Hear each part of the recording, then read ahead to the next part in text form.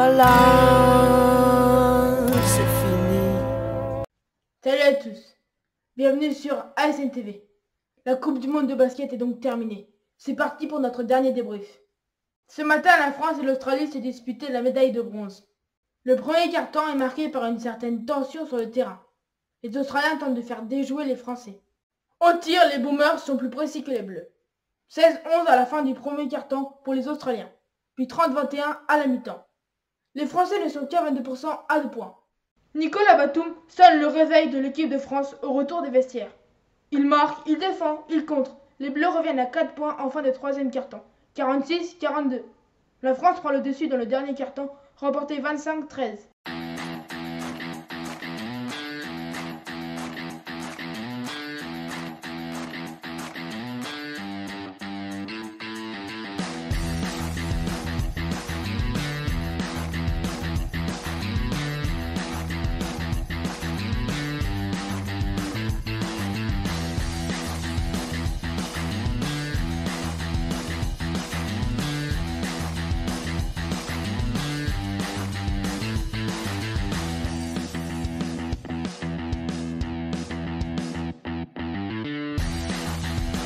Score final 67-59. On a vécu de bien meilleurs matchs en termes d'adresse. Les deux équipes font jeu égal au rebond. Le meilleur joueur du match avec 18 d'évaluation est l'Australien Joe Ingles, coéquipier de Rudy Gobert au Utah Jazz. Viennent ensuite capitaine Batum avec 16 d'évaluation et Nando De Colo avec 15 d'évaluation. La France remporte sa deuxième médaille de bronze en Coupe du Monde, après celle obtenue en Espagne en 2014. Évidemment, l'élimination en demi-finale reste une immense frustration. Mais avec une médaille de bronze et une qualification directe aux Jeux Olympiques de Tokyo, cette Coupe du Monde est quand même réussie.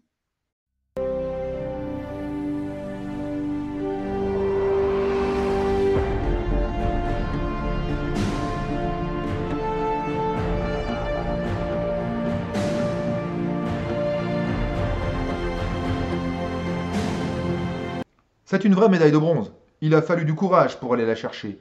On est très heureux. On reste déçu par la défaite en demi-finale, mais on ne peut pas revenir en arrière. Il est important d'avoir su en faire abstraction.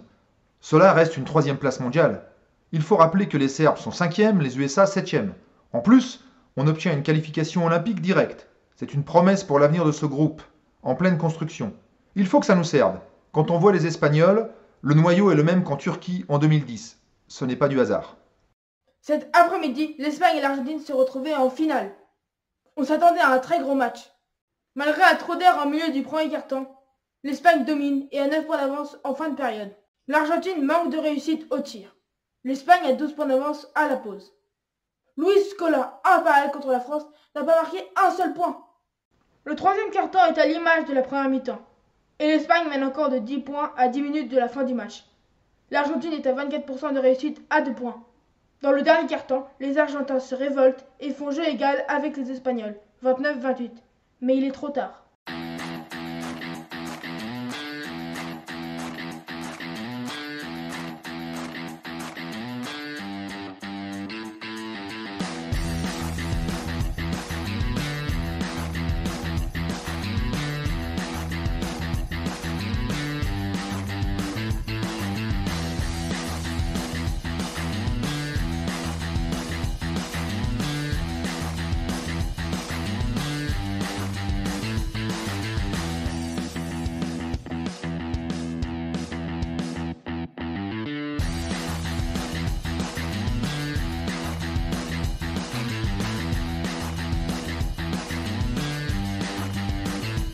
L'Espagne l'emporte largement, 95-75, et grimpe sur le toit de la planète basket.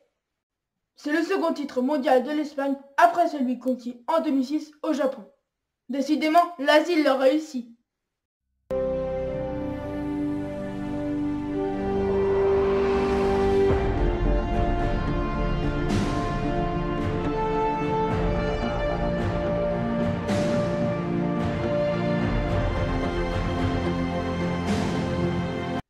J'espère que vous avez apprécié cette série sur le basket, commencée le 12 août pendant la préparation des Bleus.